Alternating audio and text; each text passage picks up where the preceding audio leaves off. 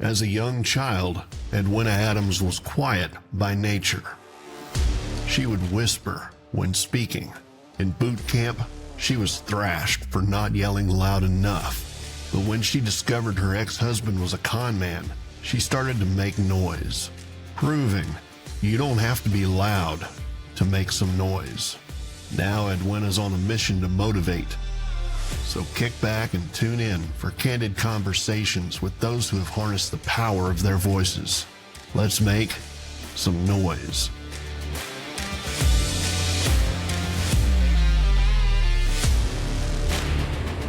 Welcome to Let's Make Some Noise, where no matter what you sound like, you can make some noise, and where noise is my acronym for a narrative of inspiration, strength, and encouragement. And today I have somebody who is super encouraging. His name is Donnie Hardison II, and he wrote a book. If you can look it up under the name Donald T. Hardison II. It is called One Man's Journey, The Untold Story of the Quest for Truth. Hey, Donnie, how's it going? It's going good. How you doing, Edwina? Good, good. So fun to have you on here because I haven't read your book, but I did order it. So I should get it in a few days. But I have learned about this story and it sounds super powerful. And you are changing the world, my friend. So I can't wait for you to share about that. What about Donnie do people need to know? Why would they go check out this book? Um, there's a lot of reasons. Like right now, I believe that like we live in a day that is kind of dreary, kind of sad. A lot of people have lost hope, and there's a lot of people out here who desire inspiration. I know that everybody goes through trials and tribulations in their life, right? Yeah. None of us are excluded from it. But what do we do when those things happen? Who do we turn to? How do we get past all these things? Especially when you feel like you're being misunderstood or or you feel like people aren't going to, understand where you're coming from. There's a lot of that, and a lot of people don't want to place their burdens upon other people. They don't want to be a burden. So they would rather tuck these things underneath a rug or put it in the closet rather than talk about it, and I believe that we were giving each other, to speak about these things, to learn like, hey, what this person has gone through and what that person's gone through, knowing that, hey, if they've gone through these things and they've come out on top, so can I.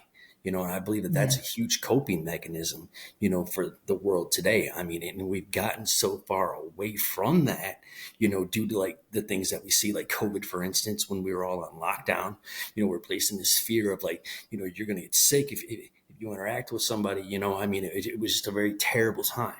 And people need to actually understand that, hey, that's over with. You know what I'm saying? It's okay to come outside your doors and to breathe the fresh air and to go check on your neighbor or to talk to others, because even during that time, there's a lot of things that people have, I guess, internalized and haven't been able to talk about, Yeah. So Like you said, everybody has adversity in their life. What adversity did you go through? I've gone through, I guess, a litany of trials and tribulations. Growing up in like basically a home to where like my parents were amazing people. They loved God. They brought, me and three other children up for the Lord, and they were always out there being do-gooders. They were out there helping the homeless. They were out there helping their neighbors. People came to my parents' house, to eat or for prayer or to find, wisdom. So I grew up watching this. My parents' house had like a revolving door on it with people coming and going all the time. But I lost my mom when I was 21. Due to a brain aneurysm. And like her and I weren't Wow. seeing eye to eye at that time. So it was a really, really tough time. And we got into a really nasty argument the night before she died. I said some things that I Oh, completely no. regret. Never had a chance to say I was sorry, And then 4 years later, my father, who was madly in love with my mom, they were married for 28 years, takes a 25, puts it in his mouth and blows his head off. Oh, And my me, goodness. and during all this time, I've got a marriage that's just going down the drains. You know what I'm saying? It's like one thing after another. It's like one bad thing, and then you stand up and you're like, okay, we can get through this, and then another major happens, and it's like, how am I going to get through this? And it's like, Yeah. it's almost like the whole world is like turned against you. But there was a time when I actually contemplated suicide on my life. I actually took an attempt on it, but through a Mm. divine intervention, I'm here. And I'm here with a story, you know what I'm saying? To say that, hey, what God has done for me in my life, he wants to do for each and every one of you. Yeah. And he's given me such a passion and such a drive to go out and do it. Like now I understand my calling in my life. I understand what we're here for as people. You know what I'm saying? We're here to support one another. We're here to speak with one another. We're here to pray with one another. I mean, prayers nobody in the world will argue with the fact that there's power in prayer. And I talk to people all the time. I'm on the streets with people all the time. And the first thing, like we get into conversations just like this. And I'm like, hey, can I pray for you? And they're like, yeah, most definitely. And and these Mhm. people, they don't want prayer for themselves. They want prayer for like other people, like their family members, their sons, their Mm. daughters. It's really a blessing to be a part of. So. That's amazing. That is a lot of adversity. Do you do you look at your life now and, think of who you were at that time and just think, how did I endure all of that? And like, does it feel like it was even you? Every last bit of everything that I went through was definitely me. Yeah. I know that, I was 21 when I lost my mother, and I was 25 when I lost my father to the suicide.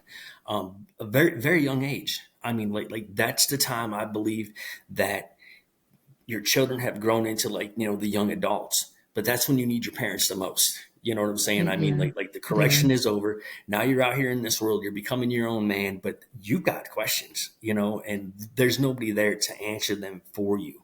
You know what I'm saying? So, like, how did I get through those times? When I look back at it, there's only one answer. And to me, it's Jesus Christ. He Mm. like my mom and my father, they gave me that gift of life, that like, hey, one day we're not going to be here, and when we're not, there's one Father in heaven who's yours, who's going to show you the way. And I completely put my faith and I completely put my trust in him. Having lost it all, I felt, like I've lost it all. Like I had nowhere else to turn to. You know what I'm saying? And when Mhm. I did finally just submit everything to him, I got over the whole woe is me mentality. You know what I'm saying? I got away from the drinking, I got away from the drugs, and I said, and I knew that. Because even growing up as a little boy, everybody said that I had a calling on my life, that I was gonna, live to do greater things. And like in this day and age, we think doing greater things is like, being prosperous or having, $1 million in your bank account. And to me, that's not what drives me. It used to. I'm highly educated, been to college. Had some amazing jobs, but like what drives me is being able to speak into the hearts of men, and being able to Mhm. inspire other people by my story. I can be out there on the streets and I can speak to those who are addicted to drugs or alcohol, those who have had attempts on their life through suicide, you know what I'm saying, and being a survivor of a suicide. I can speak to that. And they know you're real. You know what I'm saying? Because Yeah. you're not coming at them with some fake story. I didn't ask for this, but God gave me all this wisdom and all this knowledge, not for Mhm. myself, but to share it with so many others. So. Mhm. So powerful. And that's what a noisemaker is, right? It's taking that adversity. And, the word narrative, what it means is the whole story, the good, the bad, and the ugly. So you're Right. taking that and you're turning it into inspiration, strength, and encouragement. And Yeah, it's by using that vulnerability, the whole story, the whole narrative. exactly right. So whoever does read my book, One Man's Journey, the Untold Story of the Quest for Truth, they're going to see from beginning to end. They're going to see the good, the bad, the ugly. And they're going to see the testimony that came out from that. I believe you have to go through trials. You have to go through tribulations. I believe it's those things that mold us into the people that we are today. Life is about everybody else and how I can help them through my story, through my trials, how I overcame, and to me, it's been nothing more than a blessing to be able to share my story, with the entire world. How long ago did you write your book? So I wrote my book published February 21st of this year. So it's freshly Okay. new on the market. Nice. But it took me 47 years to live out, right? So, and I ended up, Yeah. everybody kept telling me, whoever I met, like, write a book, Donnie. I'm like, yeah, I'm going to, but I mean, like, obviously I had to wait on the right time when God would call me to write my book. So when he did, it took me, I think, 45 days to write the book. I had it formatted Wow. and published in 47 days. So it was That's another incredible. divine intervention, a complete miracle, that it's out there. Mhm. And now that it has been out there, and all the people who have read it, they highly support it. People like they ask, "Is it a religious book?" And absolutely not. I mean, I'm Mhm. not a religious person, but I believe in a relationship with Jesus Christ. It doesn't Yeah. matter whether you're Pentecostal, Baptist, Catholic, charismatic, whatever. I mean, as long as you have a one-on-one personal relationship with Jesus Christ, that's truly what matters. In prayer, I mean, prayer is the key that changes everything. And I Yeah. believe that more so now in this world, that like we need to pray like never before. I mean, and through prayer, we'll find that heart of compassion, to be able to, love our neighbors as we would love ourselves, and do unto others as we would have done unto ourselves. Yeah. So, man, I've heard so much from you. You've gone through the death of a parent, two parents at a young age, one to suicide. You were to drugs and alcohol and just a lot of self-loathing, which is understandable, right? You go through all that and you're like, I get it. I get why somebody would be that way. And then you said there was this divine intervention. What age were you when that happened? Okay, so like being raised for God, and being within the church, they tell you that God is a good God, and God, He will never leave you and He will never forsake you, right? And as a child, I mean, like I spoke to God, and I read His Word, you know what I'm saying? But like it seemed like in the most daunting times of my life that when I cried out to Him, like, "Oh, why, God?" There weren't any answers. You know what I'm saying? And like He was my hope at that time. And I can tell you, like these things are enough to break your faith. You know what I'm saying? I mean, and really cause you to want to just check out of life. You know what I'm saying? I mean, I understand why my father checked out. You know what I'm saying? I don't agree with Yeah. it, but I understand why. I mean, it's hard because my father was my best friend. He was everything in the world to me, and I mean, I still look up to him to this day. I mean, and I know that, like, I mean, I was 25 when he had done that, and he would look at me like I was some type of like special guy, like I had some type of special superpowers or something like that. And he'd say, "It's my son Donnie's gonna do this," and it's like, like easy. I don't know what you're talking about, But I was 25 years old when it was right after my father's death that I attempted suicide. I went and bought a ball of cocaine and Mm. an 8 ball, and I was gonna just dive head first into it. And I'd been previously doing some lines before that. And finally, I was like, you know what, this is it. And I went into the bathroom to kind of like clean out my nose so I could have a fresh, clean hit at it and just be done with it. And I saw this demonic spirit come, like look at me in the mirror and say that, nobody loves you, nobody Mm. cares about you, and your life is worthless. And come on, let's go. It's almost like this spirit was in a rush, like it had done this before and said this to many other people, and I felt that, you know what I'm saying. But still, I mean, like that plays into your mind, like, hey, you're right, you know what I'm saying. So I literally walked out in the living room, sat down on the couch, I mean, and right in front of this 8 ball, and I'm like about 2 seconds from just nosediving into it. And I called out to Jesus because my mom had taught me that in the name of Jesus, every demon must flee. Right. Wow. So that's exactly what happened. And Jesus came to me and he told me, tell me, son, tell me what's wrong. Tell me what's wrong. I said, oh, Jesus. And, I started telling him everything that I was going through and how I was feeling. And he told me, he's like, you're carrying a cross that you were never meant to carry. Give it to me. Give it to me. And when I gave him that cross, I just felt like this burden, like it just was lifted. I Yeah. felt him come into my life, and I felt this peace that came, that like just, I mean, you can't explain it. Mhm. It's a peace that surpasses all understanding, Yeah. And I was like, just wowed out by it. And from that day forward, I mean, he started to do a work in me. I mean, he always works from the inside out. He doesn't say, oh, well, here's a problem and this vine is bad, so we'll cut off the vine. No, he goes right to the root of the problem. And he Mm. wants to fix you. He wants to heal you.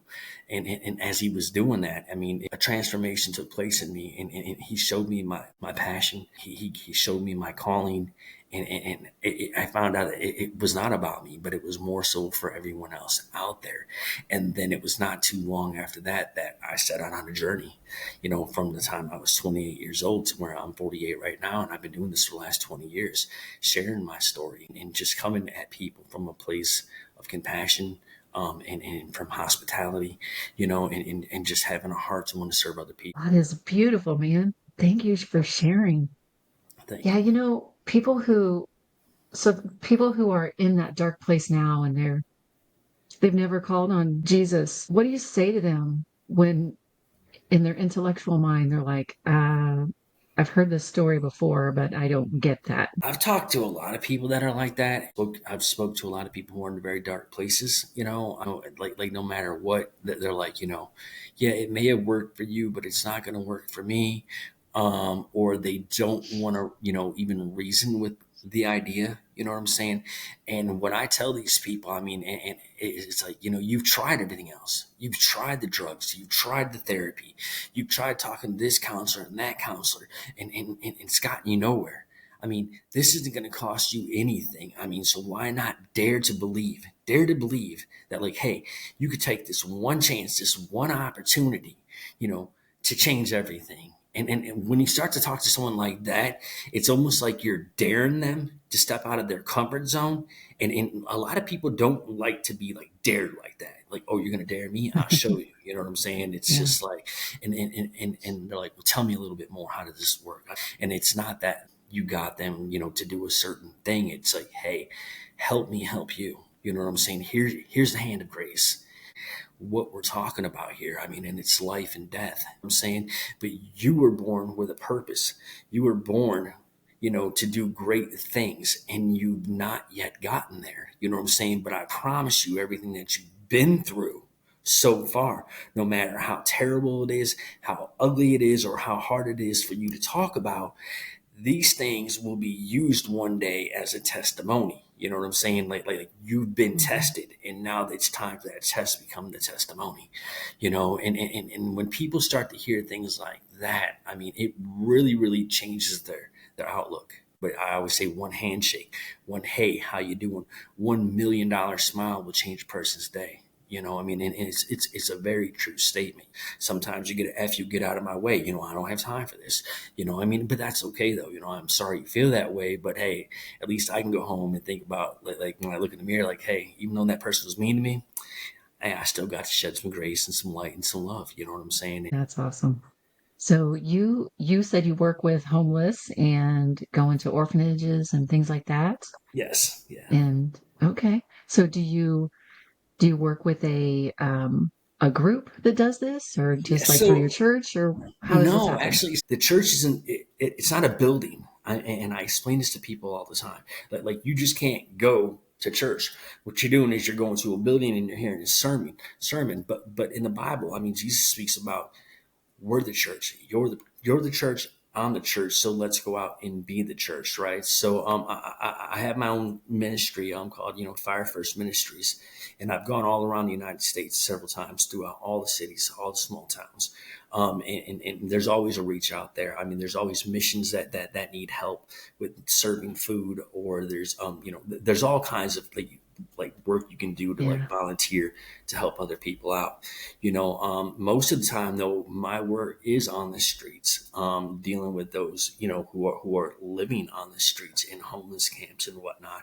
Going into the orphanages, and that's always fun. I mean, going into the jailhouses as well, speaking with those who, have going through hard times. They're locked up, and they've had time to think. I mean, that's a best place to sow a seed, I think, because these people are hungry. I mean, they're looking to be inspired, and when you can speak to people like that, I mean, they want change in their life. Yeah. That's awesome. Do you work? side by side, like with your wife and family, or do you Yeah, just go to them by so my yourself? wife, and I, we own a writing company. She's an author as well, and Okay. that we do really well with that. So I'm able to spend the time that I need out there with the people. And I'm writing another book and doing a lot of podcasts and things like that just to get the word out, the message out. Hmm. My wife is like very hospitable. I mean, she's an amazing human being. She backs me 100%. I mean, like, so if we're driving to, say, Charlotte, we see a homeless camp with, like, I don't know, 30, 40 tents. We'll run to the store real quick and get like 12 dozen, 12 dozen bags of bread, and we'll make sandwiches, and we'll get Capri Suns and waters, and we'll put them in brown paper bags, and I'll just pack them up and run them over there and start passing them out and praying with people. I mean, just things like that. I mean, Yeah. there's things you can do, I mean, and we're always there to fill a need. I mean, a lot of times when people want to go into the quote unquote church for help, they got to wait in line, or they have to fill out paperwork, or they have to speak with, uh, people in charge, and they have to wait for an answer. Well, with me, I mean, if there's a need, I'm going to fill it right on the spot. I think that's just, I mean, it's human decency, I mean, but it seems like we've gotten so far away from that in this day and age that, like, we have to teach this stuff now. And I don't understand why. I mean, it doesn't cost you to be that person to show that you care one for another. I know that one person can be that voice that can change the world. It's like a fire. When one person starts it out, the other person will follow, and then another person will follow, and then by word of mouth, it all gets out. And the next thing you know, I mean, you're taking cities by storm, and you're helping out Yeah. not just one, not just two, but hundreds and thousands of people. So it's pretty amazing. Let me ask you this, because the homeless camps around America are just booming and they're growing rapidly. Since you work with them a lot, what types of people are you seeing that are homeless now that you maybe didn't see before? You're probably not going to believe me when I tell you this, but I mean, I meet a lot of different people from a lot of different walks of life. I've met people who are homeless who choose to be homeless. Those who were like one guy I met, I mean, which blew me out of the water. He was a scientist for NASA, right? I'm Mhm. thinking like, okay, this guy's got some type of mental disorder or something, and like, I don't believe you. And he was like, he's like, you're looking at me like you don't believe me. I'm like, well, NASA, we're talking about scientists, He's like, let me show you my credentials. Pulls them out. I mean, and literally shows me that this is who he was. And I'm like, well, what made you do such a drastic change in your life? And he was just like, I wasn't happy where I was at. I'm happy where I'm at right now. He's like, there's such a camaraderie out on the streets. There's people who care one for another out here. There's people who actually want to spend time having conversations about how we better our lives, and how we sit here and we people watch and we look at other people and we see that, hey, that used to be us, but that's not us anymore. I mean, that right there was like a Wow. big eye opener for me. I mean, and the guy he's sitting next to was a judge at one time. I mean, and another No guy was an way. attorney. I mean, and these guys are like homeless and happy, and it's like, wow. Or you find those who basically lost their job. They didn't have the money. They got evicted, and I mean, they're homeless, but they too have found like a camaraderie out there. Where like other people, they've met with other people who are like that. You know what I'm saying? And they're very, very close. I mean, you wouldn't realize this, but they are. So if like you see one homeless man sitting on a bench and he knows, a homeless family who's sitting like maybe on the other side of the park or something like that, he's got his eye on them. They're watching out for each other, and if they ever come into like somebody who just went and bought, say, 12 to 30 cheeseburgers, and here's a bag of cheeseburgers, they just don't sit there and eat in front of everybody else. They start passing it out. They share Mhm. one with another. So I mean, there's a lot to be learned from people like that. You know what I'm I saying? I mean, imagine that. see, like Yeah. somebody who has nothing is willing to give it all, and people who have everything aren't willing to give anything. And you figure we have our homes where we drive our car into our garage, we go into our house, we never say hi to our neighbor, we just stay to ourselves. It's very inward looking the way we live our lives, like paying my bills and making my money and going on my Right. I mean, vacation. like, you only care about numero uno. You're there to, cover your own butt, and to care about yourself. But I mean, that's not living to me. Living to me is when you step outside of the door. I mean, and like you see your neighbor who's cutting their grass, or might need some help, or you see a widow down the street, who isn't able to, get around very well, or take her trash out. You know what I'm saying? I mean, and be able to say, hey, I know trash goes out on Monday, but hey, I can swing by and I know what time it goes out, and I can take your trash out for you. I mean, like me, I love the widows. I mean, I'm even growing up, I did a lot of work for the widows, and the widows taught me a lot of like life lessons. You know what I'm saying? And even to this day, I speak to a lot of widows, and they love me, and I love them. And I tell everybody, like, hey, your life matters, your story matters. So I mean, like, as hard as it may be for you to want to tell somebody, tell it. You know what I'm saying? Because when it's all said Mhm. and done with, you'll be glad that you did. Because I know telling my story, writing my book, I mean, it was really, really hard for me to do. I mean, I literally opened up myself. I mean, we are talking about telling the good, the bad, and the ugly, the whole thing, but like, here it is, world. This is me, this is my insecurity. This is my hurt. This is my pain. And now I'm about to share it with all of you guys. It's a very scary place to It's be, so freeing. Yeah, but it's because so I mean, freeing once you finally it is. start Once you get talking. Yeah. past that, you find out like, hey, it is freeing. I mean, after I wrote my memoir, I mean, like, there was a healing taking place during the whole time that I was completely unaware that I needed. But after having Mm. wrote it, I mean, I just feel like I'm in a much better place today than I was back then. So I mean, Yeah. and I'm continuing to move forward in life. I mean, and I know that, hey, adversity is going to come. Like trials and tribulations aren't just going to stop because, oh, I've already been there and I've already done that. What I do know is that they're coming again, and it's going to get worse, Mm. and it's going to be harder. But knowing that I've come out of what I've come out of thus far, I'm able to handle these things that much better. Knowing that, hey, this isn't the end of the road. There's still a light at the end of the tunnel, even though I may not see it. And I'm going to keep pushing forward. You know what I'm saying? And while I'm pushing forward, it's not going to be, woe is Donnie, woe is me. It's going to be like, man, hey guys, I'm here to help you guys out. I'm going to put on the big boy pants. I'm going to do everything that I can. But I got to let you know, too, that, hey, life ain't all grand for me either. You know what I'm saying? And as you, Yeah. wow, it's really not that grand for you. No, it's really not. Really. But you're still going? Yes, I am. I mean, that inspires people, you know? Yeah, it does. So, what is one thing that just this past year you've been dealing with that was unexpected, but you've just maybe learned a lesson you could pass along? Ah, Anything new? jeez. There's a lot of things. I mean, like, I guess to pinpoint just one thing. One of the biggest things that's been weighing on my heart lately. I mean, and I'm writing my second memoir about this. It's going to be called "A Break in the Silence," and it's about the Generation Z right now, and like, they will tell me that, like, life is rough, and life is hard, and they don't understand a lot of things, and that the world has gone to pots. I mean, they are just now seeing the world for what it is, right? So how do they know that the world has gone to pots? I mean, I don't think they've grown up, during the days that I grew up. I mean, like, it was a completely different world. Like from the time that I grew up to where we're at today, we're talking about two totally different places. I mean, there were people who believed in compassion. There were people who I mean, I mean, just wanted to help others out all the time. I mean, a very caring people. I mean, a lot of them. You know what I'm saying? And they didn't get to experience that. I mean, and it's like they've developed their own lingo now. I mean, their own talk. I mean, and I'm just now understanding it. I mean, so I'm learning this, but I mean, I ask myself, like, how do I fit into this equation?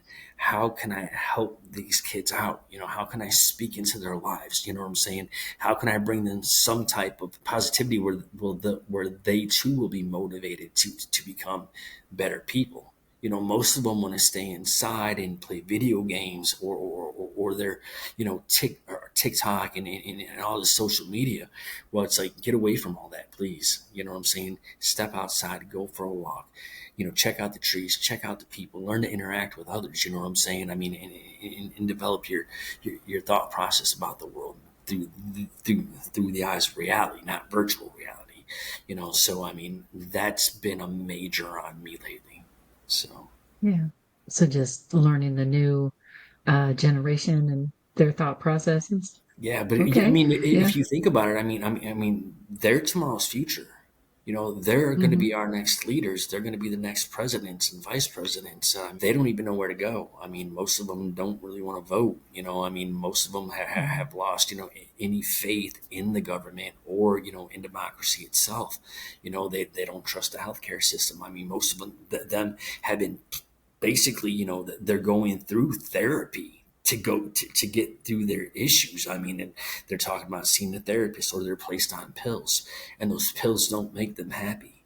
Yeah. I mean, it's heartbreaking to speak to them. You know what I'm saying? I Yeah. mean, and you just want to hug them I, up. You just want to love them up. I can promise you that it's not going to get easier. I mean, but hey, you can remain positive in these times. You know what I'm saying? I mean, if I can do it, Mhm. so can you, because you're not the only ones going through this period of time. I'm going through it too. So are all these people around you. I mean, and it's talking, it's conversating. I mean, conversation is key to everything. I believe Yeah. so. Well, awesome, Donnie. Well, where can people find your book? So yeah, my book is it's online everywhere. It's Ingram Sparks, Barnes and Nobles, Amazon, Apple Books, Google Play, Kobo, anywhere, any major distributor online, you can find my book. The Okay, very ebook is well. I think on sale for $2.99 right now. The paperback is $12.99. I do have a hardback large print edition for $23.99. Thank you for writing your book. I can't wait to read it. It's called One Man's Journey: The Untold Story for the Quest for Truth. So thank you for sharing, the truth of that there's life. There's life out there. There's hope and knowing where to find that. Out there, there is truth out there. I mean, Jesus said that he came to show us a more excellent way. And I found that way. And I'm probably the least guy where you'd say, hey, how did you find that way? And I found it, and the change that has happened within me. I mean, it can happen to anybody. What Yeah. Jesus has done for me, he wants to do for you too. So I mean, and it's not just for yourself, but it's for those around you as well. So. Well, and how can people connect with you if they want to reach out to you for any other reason? Yeah. So on my book, I have my email address. I have a Substack. I have a Facebook, an Instagram, a Snapchat. And I have a YouTube Okay. channel. So Okay. And just search your name and they should yeah, just find it, pull up right? my name, One Man's Journey. If you pull up One Man's Journey, you're gonna find me. Okay. Awesome. Well, thank you so much for sharing. And for everyone else, thank you for being here and tuning in. Go check out his book. And if you want to learn more about me and my story, you can look at edwinaadams.com and find out about my speaking, my books, and different things as well. Everybody, just have a good day and keep searching for the truth. It is out there.